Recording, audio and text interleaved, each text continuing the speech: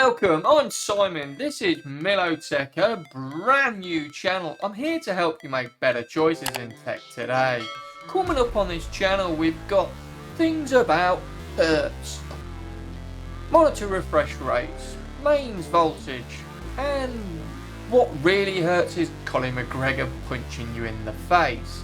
But two of them we're not going to talk about, mains voltage and Colin McGregor punching you in the face.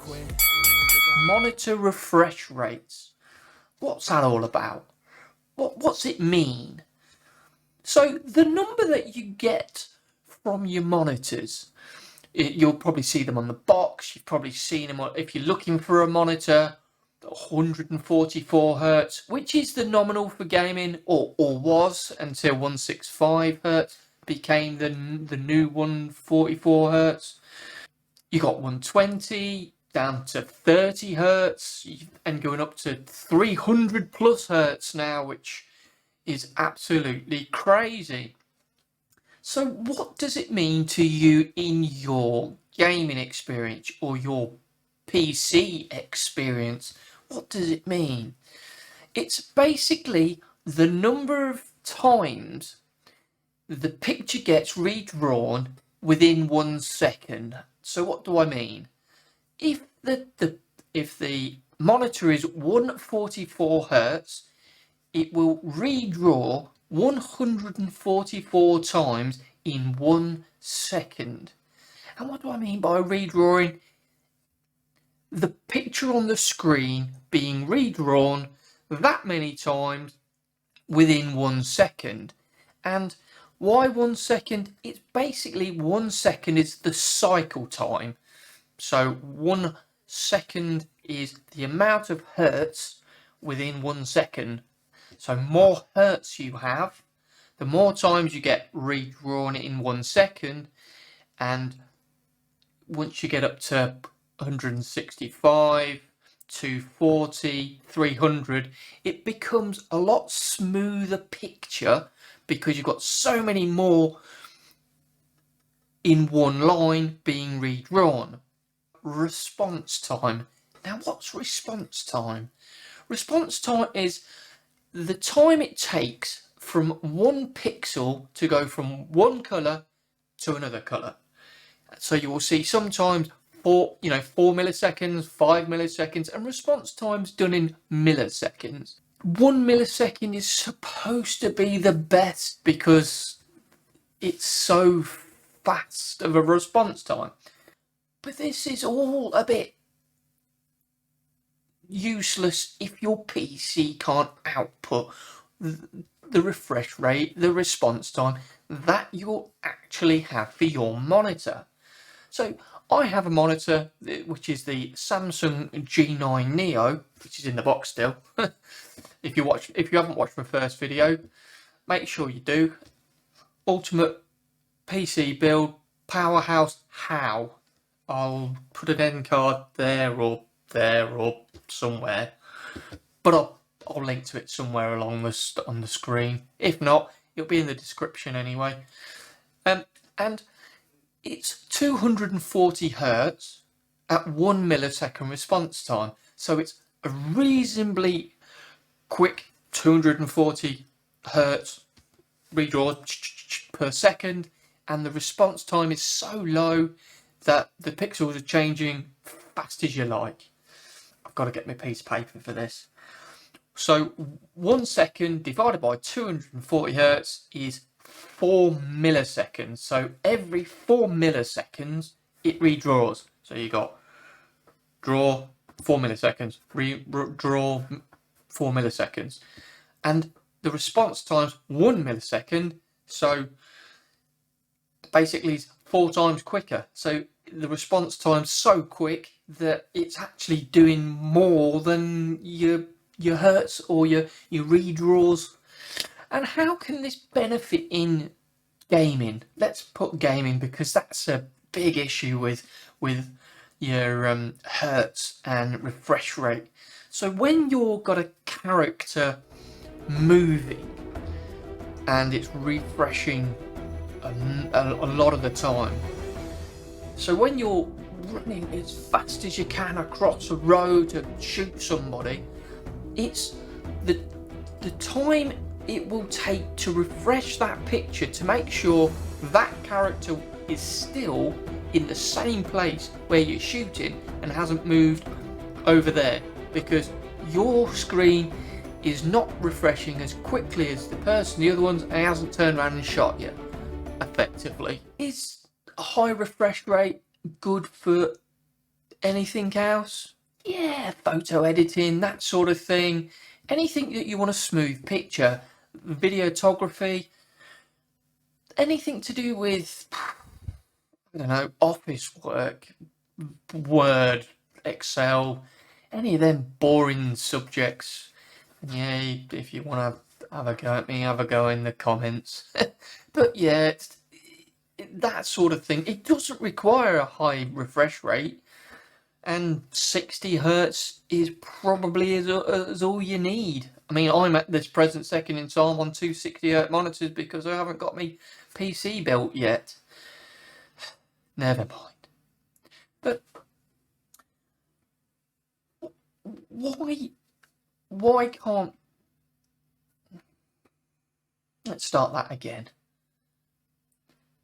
It's all well and good having a really high refresh rate and you're doing all this drawing, but when you have a different resolution, then it becomes even more difficult. 4K, 240 hertz and above, you're looking at a high-end PC to run that. You know, a high-end Intel or a high-end AMD with a 3080, maybe even a 3070, I'm not sure, 3080 or probably 3090, 6800 XT, 6900 XT, that sort of thing. I mean, I'm going to be using a 5950X, so I'm probably going to be running my 240 about somewhere right. I mean, I probably need more power to be able to run this ginormous thing, but hey. So, is it beneficial to get a really, really powerful computer and have a really big high refresh rate at 4K? Not really for gaming. 1080 is probably on ultimate settings. 1080 ultimate settings at 300 hertz, off you go. You know, higher frames per second. You know, frames per second, you know, 1 frame per second is supposed to be worth the same as 1 hertz. So more hertz you've got, more frames per second, if that's correct. If it's not, give me some comments in the comments below and we'll have a bit of a chat. It's all to do with what you need from your PC and what you need from your monitor.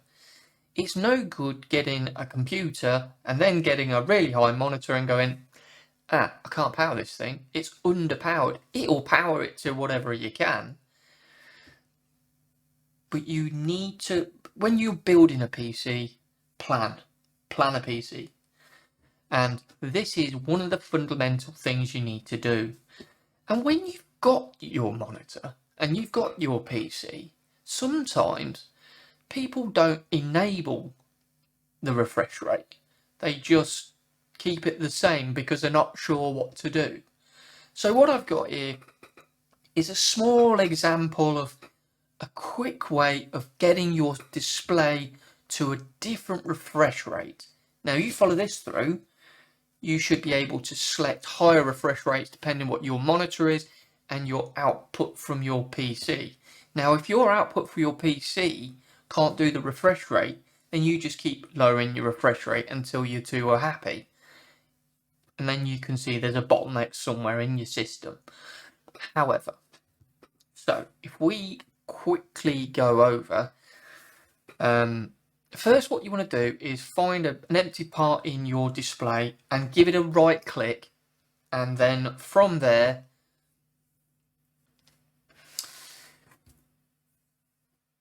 go to display settings, and then once you've gone to display settings, you'll come to this screen. Now it's a little bit different for mine. Well, it may be the same. You may have 3 screens, 2 screens, 1 big screen, you know, it will show up here. But the fundamentals are the same. You would scroll down, then you would go down to advanced settings.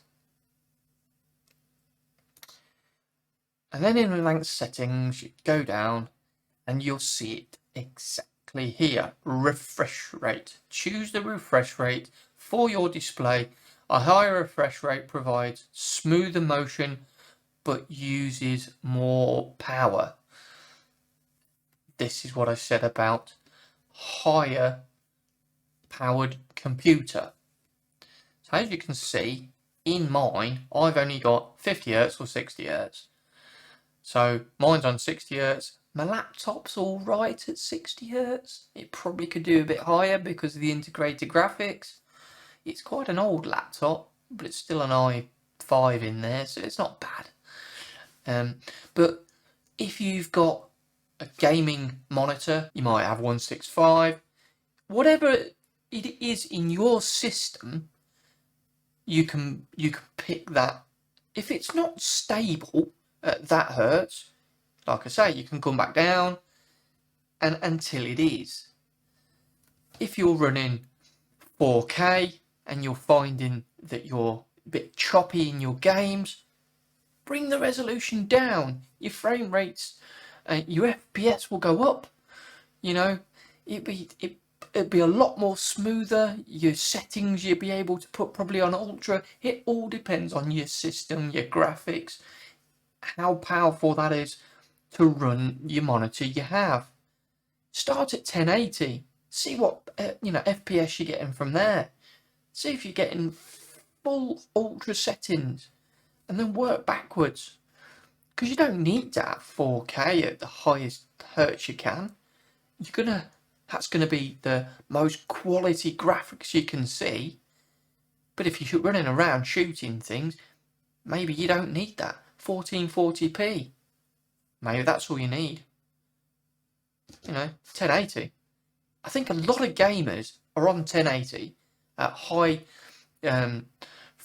frame rates, frames per second, because it's just the best experience you can have. Making sure people are in the right place and things.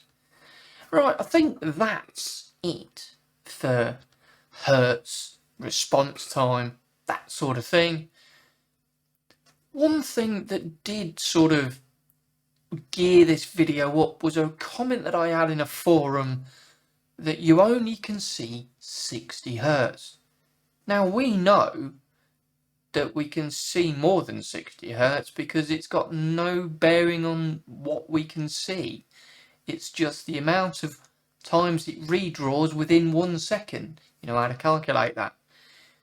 And I think everything in this video sort of covered how you can now pick your monitor. Brands and things have no bearings, Some monitors are better than the others at 144, but 144 Hz is the same as that 144 Hz. It's your brand of your monitor and your other things that will make your gaming experience better. G-Sync, that sort of thing. But I think that's it. I think the fundamentals of this is good. You need to plan your PC.